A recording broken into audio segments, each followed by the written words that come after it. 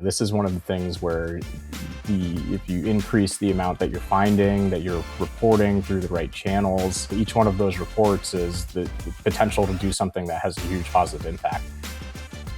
I'm Cassie Coquero, Head of Communications at Thorn. And I'm Paylez Halai, Senior Manager of Partnerships at Thorn, and this is Safe Space.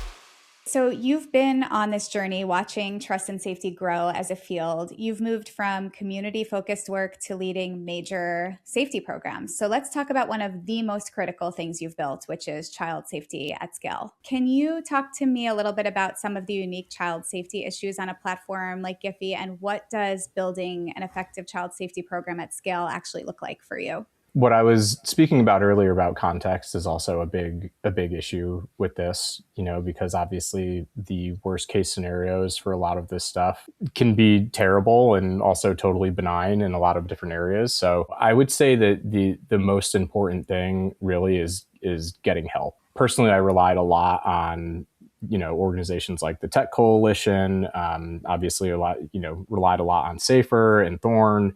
That was so crucial to improving the program.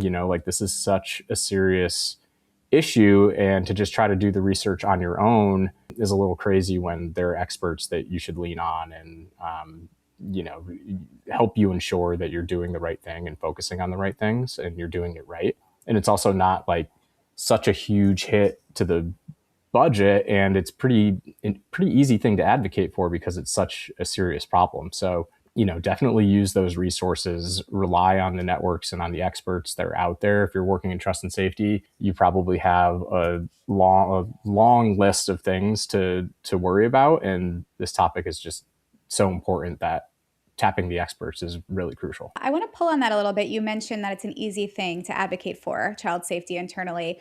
Do you hit roadblocks? How do you make the case for child safety internally at a platform? Well, I think that there's a lot of, information out there about how widespread this issue is. So it's an easy thing to point to. I think it's easy to point to. You don't have to have such a big imagination to realize the negative impact of being considered a platform that is kind of harboring this type of content and not doing enough to locate it and remove it. I think that because of that, when you're making these budget requests or you're advocating for these tools, a lot of the hard work is done for you already, especially with the research that's done by these organizations that you can point to. Everybody is on board with, understanding that this is a terrible thing that needs to be addressed. So yeah, I think that definitely removes some of the roadblocks. And again, I've been very blessed to be at a company where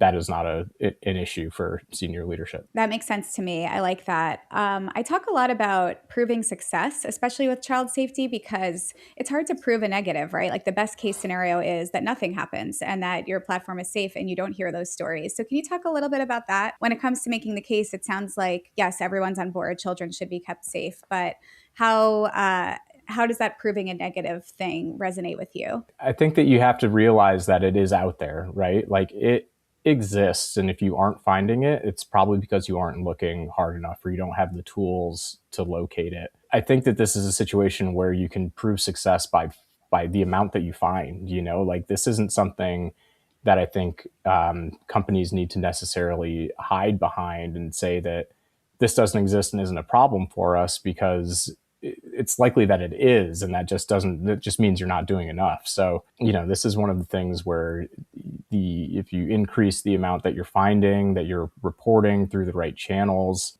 each one of those reports is the potential to do something that has a huge positive impact. So I definitely believe it's one of those things not to sort of to address head on, to acknowledge that it is a problem and that it requires resources to fix it. Yeah. What are some of the more difficult pieces, though? So, maybe you can make the case internally. Maybe everybody's sort of on board with child safety matters and we need to address this. But what do you find to be some of the challenges about scaling child safety? The most difficult thing is being exposed to the content, I would say. There's a certain amount of care needs to go into reviewing this content. And when you're reporting it to the right authorities, you need to be sure that you're not sending false positives. So a lot of times outside of, exact hash matching, you have to actually view the content. And that's even true when you've scaled the whole operation. It still requires that human touch. And, it goes without saying that it is rough to be exposed to that. So that's definitely the most difficult part. Yeah, that is extremely hard, knowing that you have to have that kind of exposure to such a tough and difficult issue. And I think it brings even more into focus the need to prioritize wellness for yourself personally, for your team, and at the company in general, right? Speaking of roadblocks and things that are difficult, I know from our conversations that you're focused on compliance with new international legislation. How has this current regulatory landscape changed the way that you are approaching safety work right now? Does it make it harder, better, both? Maybe a little bit of both, but it's harder because it is complex work to go through. But I think the benefit is great. Again, when it comes to advocating for tools that you need or partnerships with different organizations, it's just another thing that you can point to that is something that needs to be addressed, and can be easily tied into the success of the company by saying that these are things that we need to comply with.